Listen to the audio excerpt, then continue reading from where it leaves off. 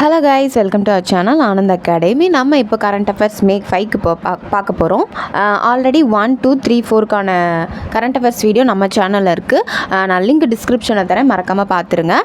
Next வந்து இப்போ முக்கிய தினங்கள் நம்ம பார்த்தோம் அப்படின்னா வணிகர் தினம். தமிழக அரசு வந்து மே 5 வந்து வணிகர் தினமாக கொண்டாடிக்கிட்டு இருக்காங்க.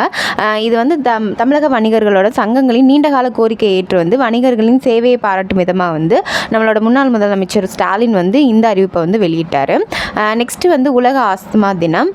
மே மாதத்தோட முதல் செவ்வாய்க்கிழமை வந்து இந்த தினத்தை வந்து அனுசரிக்கிறோம். இது எதுக்காண்டி பார்த்தோம் அப்படின்னா ஆஸ்துமா நோய் குறித்த விழிப்புணர்வை வந்து ஏற்படுத்திருக்கும் முறையான சிகிச்சை முறைகளை வந்து மக்களிடம் கொண்டு செல்றது தான் இந்த தினம் அனுசரிக்கப்படுது. அடுத்து சர்வதேச செவிலி தாய்மார்கள் தினம் இது பண்ணுறோம். International day of midwife. பேறு காலத்தில் வந்து தாய் மற்றும் சேயின் நலனை காப்பதில் வந்து முக்கிய பங்கு வைக்கும் செவிலி தாய்மார்களின் சேவையை போற்றும் வகையில் வந்து இந்த தினம் கொண்டாடப்படுது. அடுத்து போர்ச்சுகீசிய மொழி தினம். உலகளாவிய போர்ச்சுகீசிய மொழியின் கலாச்சாரம் மற்றும் வரலாற்று முக்கியத்துவத்தை வந்து கொண்டாட யுனெஸ்கோ வந்து இந்த தினத்தை வந்து அறிவிச்சிருக்காங்க. சரி, கொஸ்டின்ஸ் பாருங்கள். போதைப்பொருள் தொடர்பான வழக்குகளை விசாரிப்பதற்காக இந்தியாவிலேயே முதல் முறையாக NARITAI வந்து செயற்கை நுண்ணறிவு கருவியை வந்து உருவாக்கிய மாநில காவல்துறை எதுன்னு நம்ம பார்த்தோம் அப்படின்னா நம்ம தமிழ்நாடு காவல்துறை தான் வந்து கொண்டு வந்திருக்காங்க. இது வந்து போதைப்பொருள் தடுப்பு மற்றும் விசாரணைக்காக வடிவமைக்கப்பட்ட ஒரு நவீன தொழில்நுட்பம் தான் இந்த NARITAI. இதோட ஃபுல் ஃபார்ம் பார்த்தோம் அப்படின்னா narcotics analysis and RAG based investigation tool தான் இந்த NARITAI அப்படின்றது. இதோட நோக்கம் பார்த்தோம் அப்படின்னா போதைப்பொருள் தொடர்பான குற்ற விசாரணைகளை விரைவுபடுத்தவும் துல்லியமான தரவுகளை வந்து பகுப்பாய்வு செய்யவும் தான் இந்த AI கொண்டு வந்திருக்காங்க. இது எந்த தொழில்நுட்பத்தின் கீழே வந்து கொண்டு வந்திருக்காங்க அப்படின்னா RAG, அதாவது ரிட்டிவல் அகுமெண்டட் ஜென்ரேஷன் அந்த தொழில்நுட்ப பயன்படுத்தி தான் இந்த AI வந்து உருவாக்கியிருக்காங்க. இது வந்து முதல் தகவல் அறிக்கை FIR பகுப்பாய்வு செய்து விரைவான விசாரணைகள் வந்து உருவாக்குது. சரியா? அடுத்து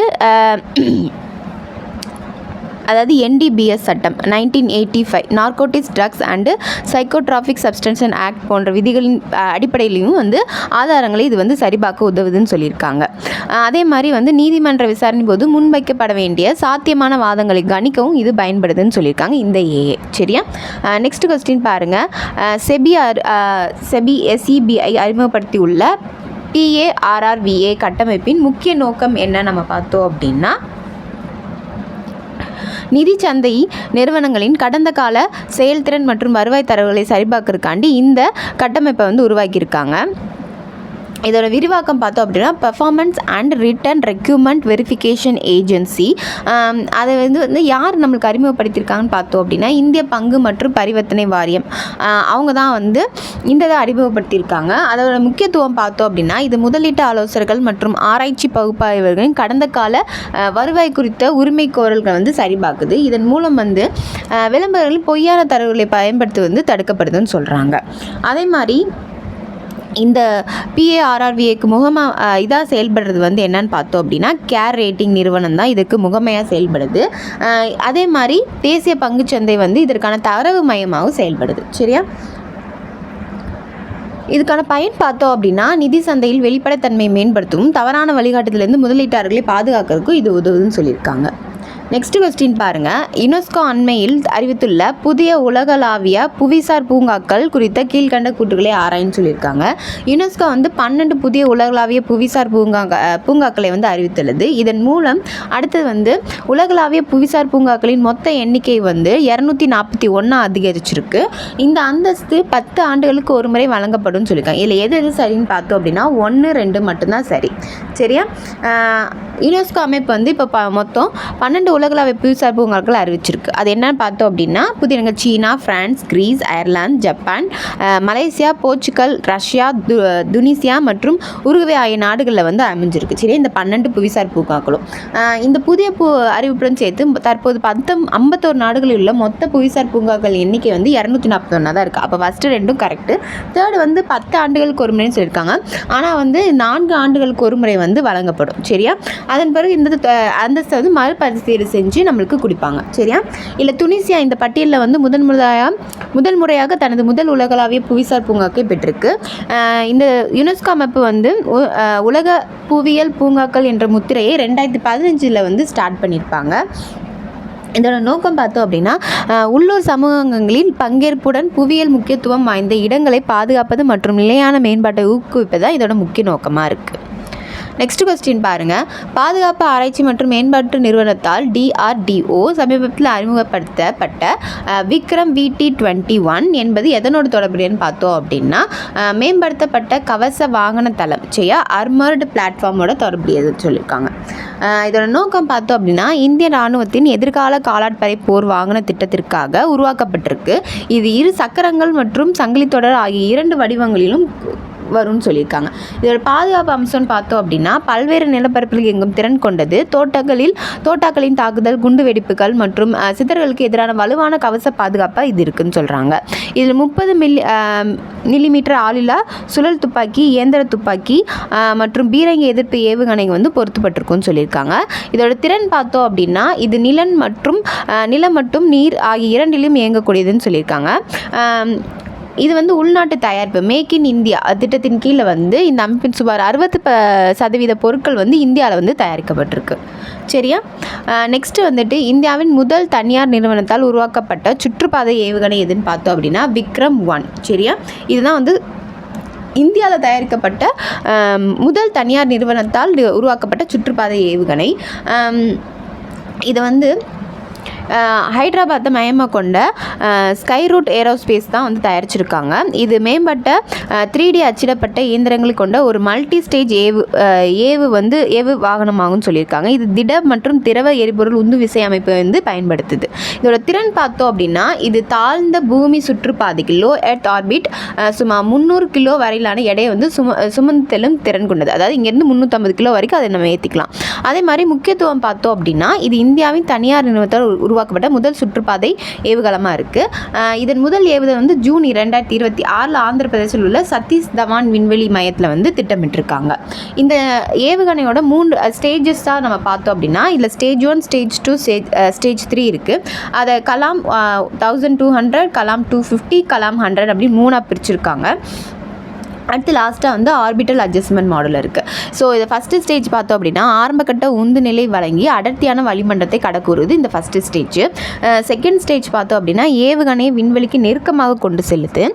தேர்ட் ஸ்டேஜ் பார்த்தோம் அப்படின்னா துல்லியமான சுற்றுப்பாதை அடைய வேகத்தையும் பாதையும் வந்து சீரமைக்கிறது. இந்த ஆர்பிட்டல் அட்ஜஸ்ட்மெண்ட் மாடல் வந்து செயற்கைக்கோளை அதன் குறிப்பிட்ட சுற்றுப்பாதையில் சரியாக நிலைந்து இந்த ஸ்டேஜஸ் மூலியமாக தான் இந்த ராக்கெட் மூலியமாக நம்ம இந்த என்ன பண்ணுறோம் ஏவுகணையை வந்து இது பண்ணுறோம் சுற்றுப்பாதைக்கு சரியாக வந்து நிலைநிறுத்துகிறோம். நெக்ஸ்ட்டு வந்து நிதி ஆயோக்கின் முழு நேர உறுப்பினராக நியமிக்கப்பட்டுள்ள வடகிழக்கு இந்தியாவின் முதல் நபர் யாருன்னு பார்த்தோம் அப்படின்னா ஜோரம் அனியா. சரி, இவங்க தான் இப்போது நிதி ஆயோக்கின் முழு நேர உறுப்பினராக நியமிச்சிருக்காங்க. இதில் அருணாச்சல பிரதேசத்தை சேர்ந்த ஜோரம் அனியா மற்றும் ஆர் பாலசுப்ரமணியம் ஆகியோர் வந்து நிதி ஆயோக்கின் வந்து புதிய முழு நேர உறுப்பினராக நியமிக்கப்பட்டிருக்குன்னா இதில் அருணாச்சல பிரதேசம் மற்றும் வடகிழக்கு மாநிலங்களில் இந்த பதவிக்கு நியமிக்கப்பட்டுள்ள முதல் நபர் வந்து ஜோரமணியான்னு சொல்லிட்டு வரலாற்று சாதனை படைச்சிருக்காங்க. இந்த உறுப்பினர்கள் எண்ணிக்கை பார்த்தோம் அப்படின்னா இந்த புதிய நியமனங்களின் மூலம் நிதி ஆயோக்கின் முழு நேர உறுப்பினர்களின் மொத்த எண்ணிக்கை வந்து 7 வந்து இருக்குது. சரியா? ஸ்டார்டிங்கில் 5 இருக்கும், இப்போ 7 அவங்க 2 பேரும் சேர்த்து 7 பண்ணியிருக்காங்க. திட்டக்குழு இருக்குது, அதாவது பிளானிங் கமிஷன் பதிலாக தான் 2015 ஜனவரி 1 வந்து இந்த NITI Aayog national institution for transforming இந்தியான்றது வந்து அமைப்பு வந்து இந்திய அரசு வந்து கொண்டு வந்திருப்பாங்க. அடுத்து பாருங்கள், இந்தியாவின் முதல் பசுமை மெத்தனால் உற்பத்தி ஆலை எங்கே அமைக்கப்படுதுன்னு பார்த்தோம் அப்படின்னா குஜராத்தில் தான் வந்து கொண்டு வராங்க. இது முதல் பசுமை மெத்தனால் வந்து குஜராத் மாநிலத்தில் கட்ச் பகுதியில் உள்ள தீன தயாள் துறைமுக ஆணையத்தில் வந்து அமைச்சிருக்காங்க.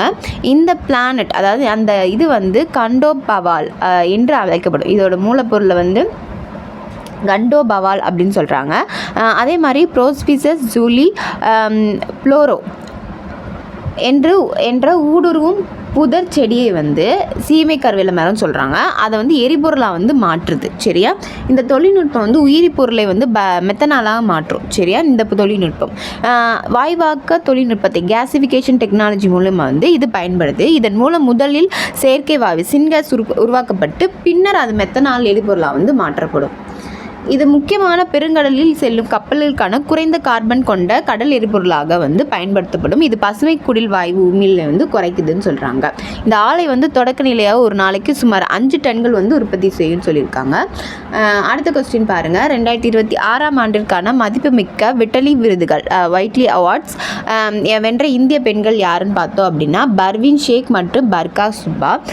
இந்த விருது வந்து சூழியல் பாதுகாப்பிற்காக வழங்கப்படுவது. இது பசுமை ஆஸ்கார் என்றும் அழைக்கப்படுது. இந்த Whitley fund and per nature அமைப்பால் வந்து வழங்கப்படுது. சரியா?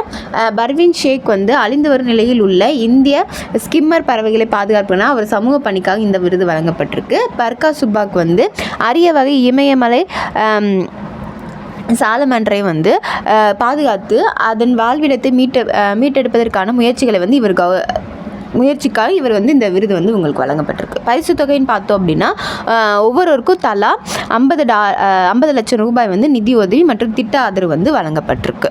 ஸோ இதோட நம்மளுக்கு இன்றைக்கி May 5க்கான கரண்ட் அஃபேர்ஸ் முடிஞ்சு. ஆல்ரெடி நம்ம ஏப்ரல் மந்த் கரண்ட் அஃபேர்ஸும் ஃபுல்லாக நம்ம போட்டிருக்கோம். ஸோ வீடியோ லிங்க் நான் டிஸ்கிரிப்ஷனில் தரேன். வீடியோ பிடிச்சிருந்துச்சுன்னா மறக்காமல் லைக் பண்ணிடுங்க. சப்ஸ்கிரைப் பண்ண மறந்துடாதீங்க. தேங்க்யூ.